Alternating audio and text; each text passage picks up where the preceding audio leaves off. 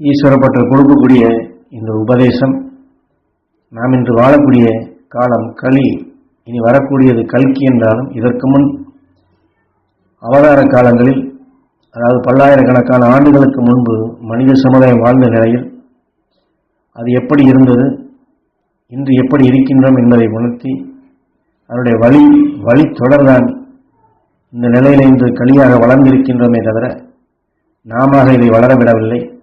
அது ஆரம்பத்தில் உயிரணுவாய் உதித்த உயிரணுக்கள் அதனுடைய வளர்ச்சி ஒவ்வொன்றிலும் பல நிலைகள் மாற்றமாகிதான் எத்தனை வளர்ச்சி பெற்று இந்த விஞ்ஞான உலகம் கல்வி உலகம் என்று சொல்லுகின்றன அங்கே வந்திருக்கின்றோம். இதிலே நல்ல ஒழுக்கம், நல் ஞானம், சத்தியம், தர்மம், நியாயம் இதையெல்லாம் இன்று செல்ல வேண்டும் என்றால் இன்று இருக்கக்கூடிய இந்த உலக நிலையில் அந்த நிலை இல்லை.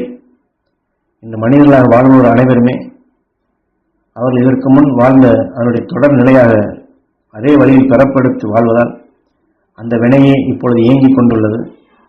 ஆக பேராசை நிலையாக அது இங்கே இயங்கிக் கொண்டுள்ளது. ஆனாலும் ஒவ்வொரு உடலுக்கும் அது உடலுக்கு சொந்தமான ஆத்மா ஒன்றுதான். ஆனால் அந்த உடலுக்குள் மற்ற எத்தனையோ நிலைகள் குடி புகுந்து பல உயிரணுக்கள் சென்று அதனுடைய இயக்க சக்தியாக இயங்கிக் கொண்டே உள்ளது. ஆக நாம இதை செயல்படுத்தவில்லை. சந்தர்ப்பம் தோன்றிக்கொண்டே உள்ள உயிரணுக்கள்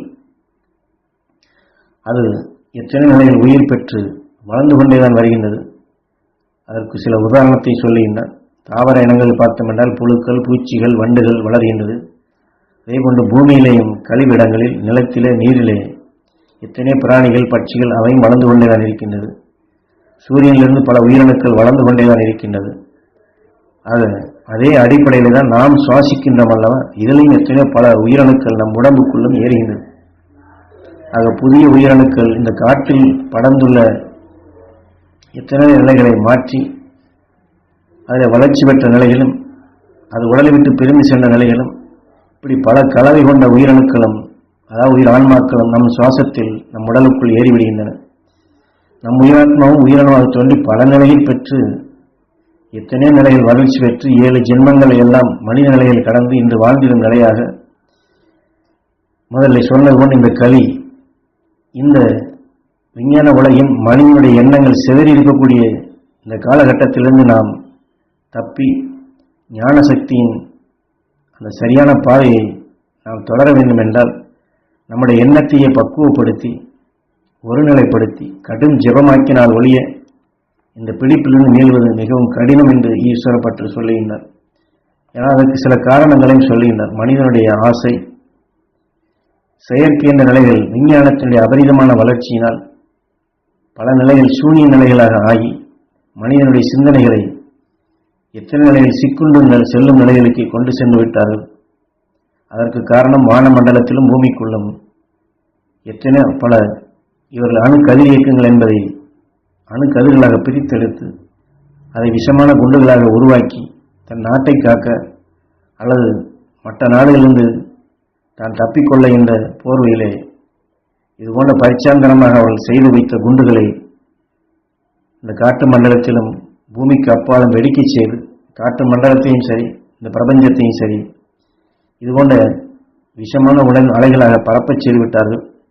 அதனுடைய உணர்வு விளைவு இந்த காற்று மண்டலத்திலும் நம் பூமிக்குள் வரக்கூடிய திசைகளிலும் இந்த உணர்வுகள் அதிகமாக படர்ந்து மனிதனுடைய சிந்தனைக்குள் இந்த கதிரியக்க உணர்வுகள் அழிக்கக்கூடிய உணர்வுகளாக சூனிய நிலை கொண்ட நிலைகளாக உருவாக்கும் நிலைக்கு கொண்டு வந்து விட்டது.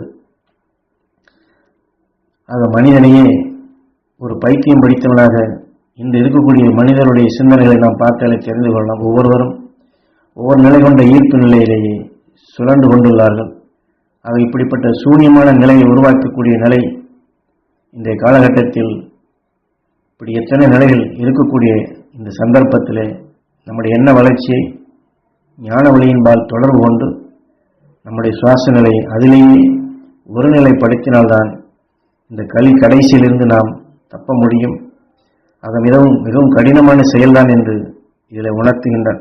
ஆனால் இது வரும் வினையை வந்த வழியை இயக்கக்கூடிய நிலைகளை நாம் தெளிவாக தெரிந்து கொண்டால் நாம் அடுத்து செல்ல வேண்டிய நிலைகள் எப்படிப்பட்டது, எந்த நிலைகளை நாம் கடைபிடிக்க வேண்டும், நம்முடைய எண்ணங்கள் நிலைகள் எப்படி வலுகொண்டதான் ஆக வேண்டும். அப்படி வலுகொண்ட நிலையில் நாம் செயல்பட வேண்டும் என்னுடைய முக்கியத்தை தான் ஈஸ்வர பற்றி இந்த உபதேசத்திலே இன்று இருக்கக்கூடிய உலக நிலையை சுட்டிக்காட்டி நாம் எடுக்க வேண்டிய ஜெப நிலைகளை ஒருநிலைப்படுத்த வேண்டிய அவசியத்தை நமக்கு வலியுறுத்துகின்றார்கள்.